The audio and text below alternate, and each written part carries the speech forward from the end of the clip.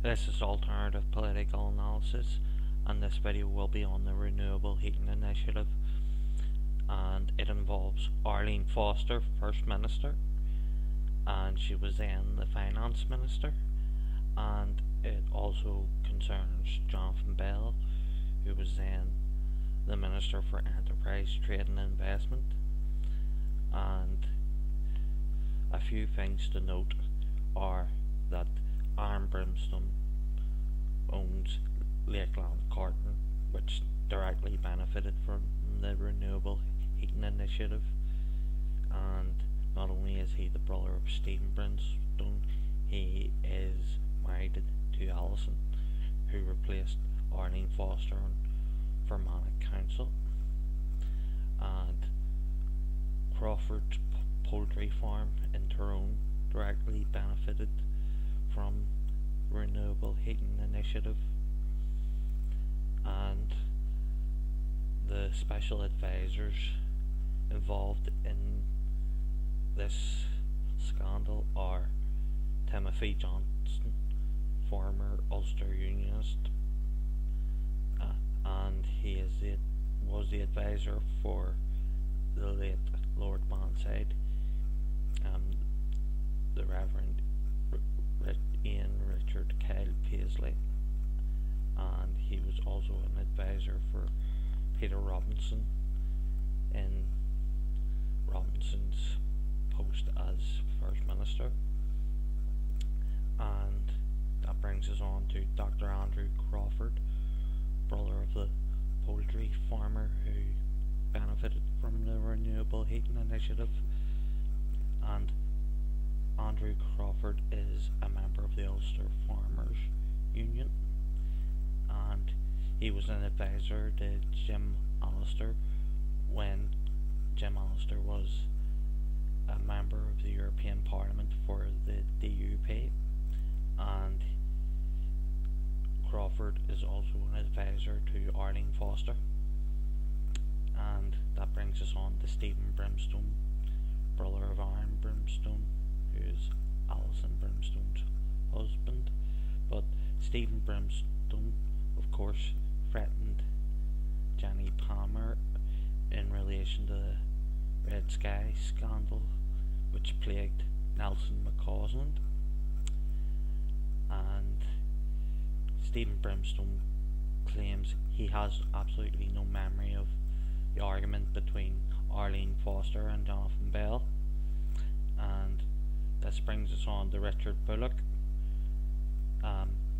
Robinson's special advisor, who was on £92,000 a year.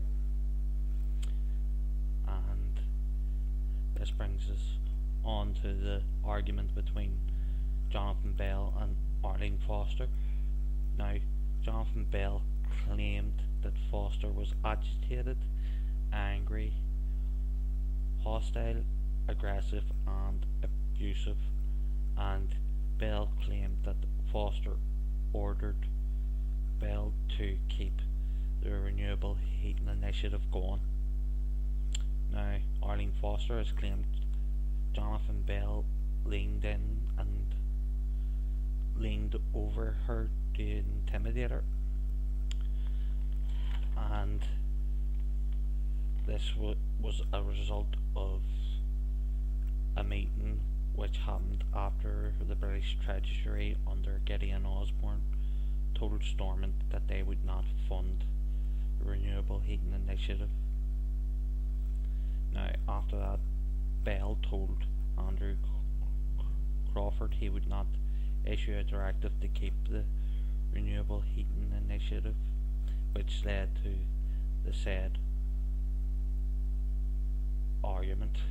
Now, Jonathan Bell had claimed that the civil service had flagged the issue to raise awareness of it with him in May 2015, and he then signed off on closing the Renewable Heating Initiative in September 2015, and it should have been closed in October Jonathan Bell claims he made further attempts to sign off on its closure in October and November, and he had also signed off on it in January for its closure in February, although it was later delayed until March. And also, after the argument, Jonathan Bell, but due to the collective responsibility of the Stormont executive, had to toe the government line in questions to the Stormont Assembly. This was directly after the meeting with Foster. Anyway, the Renewable Heating Initiative led to a waste of £485 million. Now, to put that in perspective, that's 2.5% of Stormont's annual budget wasted. And Arlene Foster claims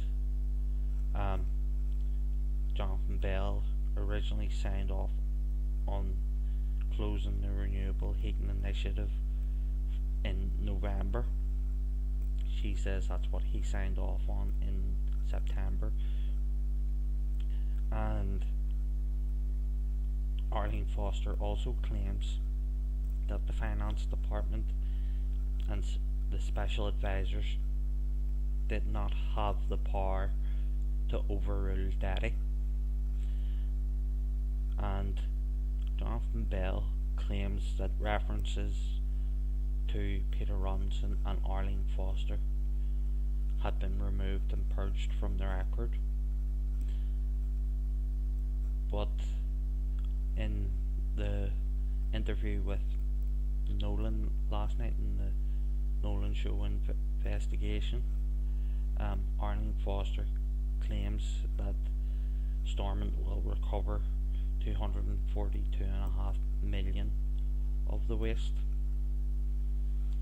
And in another significant development, Deputy First Minister Martin McGuinness has made a statement to the effect that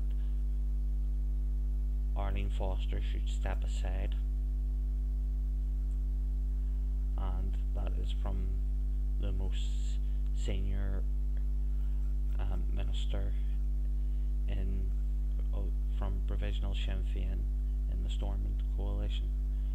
So that is very significant, and it could indeed spell the end of Arlene Foster.